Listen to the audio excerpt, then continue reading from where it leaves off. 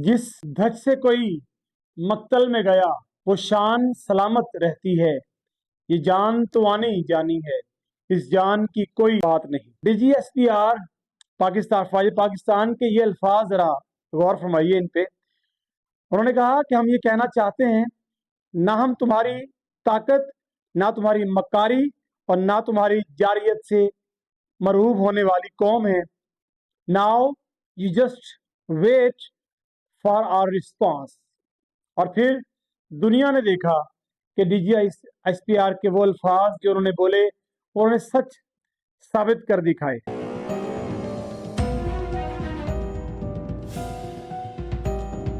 याद रखिएगा कि ये जंग 1965 या 71 की जंग नहीं थी, ये 2025 का लेटेस्ट टेक्नोलॉजी का ज़माना है और ये आसाब की जंग थी जो अल्हम्दुलिल्लाह पाकिस्तान ने जीती। और इंटरनेशनल मीडिया को ये बताया कि कोई अगर हमारी तरफ आंख निकाल के देखेगा तो उसकी आंख निकाल बाहर करेंगे। DGSPR ने एक जुमला और बोला कि मौत से जितना आपको खौफ है उतना ही मौत से हमको प्यार है। आज मैं आपको पाकिस्तान और इंडिया की 2025 की इस जंग के आलमी दुनिया पर जो असरात हैं उनके बारे में बताऊंगा।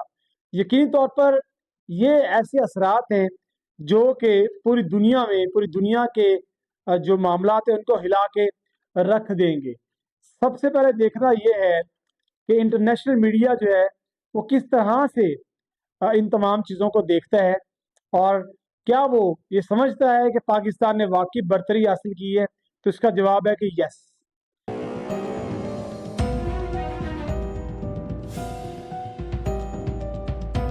वो ये समझता है कि पाकिस्तान ने इंडिया पर ना सिर्फ बर्तरी हासिल की है बल्कि इसराइल, रशिया से मंगवाए हुए वो जंगी जो असलहा उनके पास था, भारी भरकम जो है वो पैसे भर के हासिल किया था, उसको भी पाकिस्तान ने फ्लॉप कर दिया है और ज़मी बोस कर दिया है। वो S-400 जिन पे बड़ा मान था और जिन पे वो क्लेम करते थे कि हमसे बेहतर कोई इस दुनिया में है ही नहीं पावर, वो ज़मी बोस हो गए और पाकिस्तानी अफवाज ने चुन कर उनके उन सिस्टम को तबाह किया और पाकिस्तान के उन होनहार एक्सपर्ट्स ने वो काम किया कि उनकी जो बिजली थी या उनका जो सिस्टम था उसको हैक कर लिया।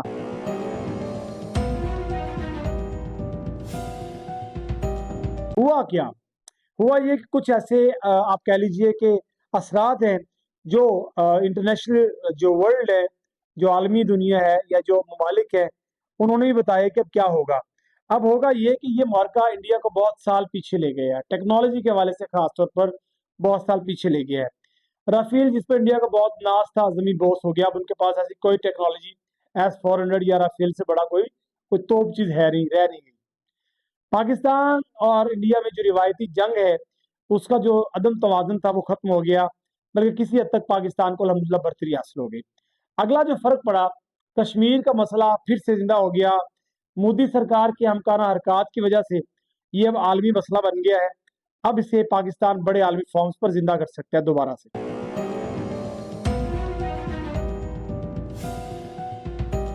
चीन की टेक्नोलॉजी की बर्तरी दुनिया भर में साबित होगी, जिसके मुतालिक झूठी जंग ने दुनिया भर के तस्वुरात बदल कर रख दिए हैं। अब चीन का जो असला है उसको फ्रांस, इसराइल पे फौकियत हासिल है। अब देखें इंटरनेशनल जो स्टॉक एक्सचेंज है वहां पे इनके रेट्स कहाँ जा रहे हैं। इसराइल की टेक्नोलॉजी का पोल खुल गया जी, उसके छोटे छोटे ड्रोन यहाँ गिरे हैं, पाकिस्तान इन्होंने ड्रोन को बेच के पतीसा खा लिया है। या आप ये कह लें कि उन ड्रोन को उठा के वो कोई ना कोई टेक्नोलॉजी लगा के मोटर बना रहे हैं, वो डरने वाले नहीं है।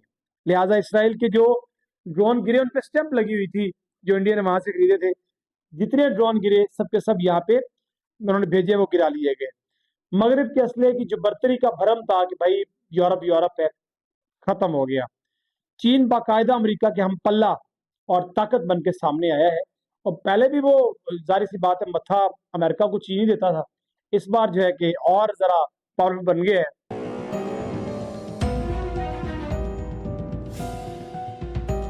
पाक चीन दोस्ती पहले से मजबूत हो गई, अब तो तैयारे भेजे भाई चीन ने और तुर्की ने भरपूर साथ दिया।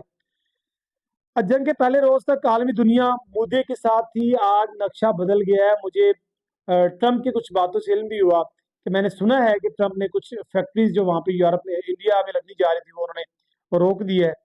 अगर इंसान अपने पाँव पे खड़ा रहे तो पूरी दुनिया फातेह के साथ होती है।